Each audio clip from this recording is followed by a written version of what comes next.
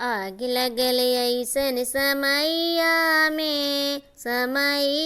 में टीवी और गाड़ी के विदैया में। आग लगल ऐसन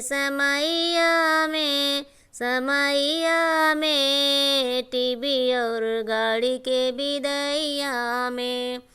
दौलत के लोभी जमाना हुआ है, शादी नहीं जेल खाना हुआ है।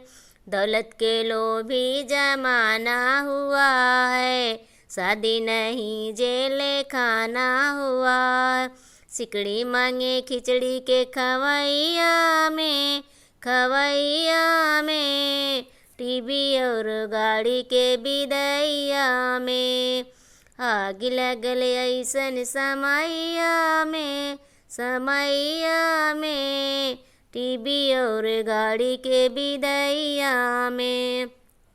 घरवा बेची के कैला विदाई, मांगल दहेज बाटे उनकर कमाई। घरवा बेची के कैला विदाई, मांगल दहेज बाटे उनके कमाई। बड़ा नेग मांगे माड़ो के हिलवैया में टीवी और गाड़ी के विदैया में। आग लगल ऐसन समैया में टीवी और गाड़ी के विदैया में। बेटी के पहले तू अपने पढ़ावा, डॉक्टर वकील डायरेक्टर बनावा। बेटी के पहले तू अपने पढ़ावा, डॉक्टर वकील डायरेक्टर बनावा।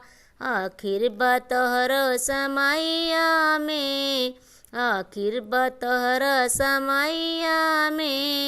टीवी और गाड़ी के विदैया में।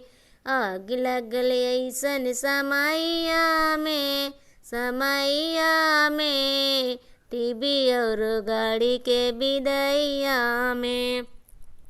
जब ना दहेजवा सासू घर में पावे, अपने बहुअन के अगिया लगावे। जब ना दहेजवा सासू घरवा में पावे, अपने बहू के अगिया लगावे। जान मार गईले ललचैया में टीवी और गाड़ी के विदैया में।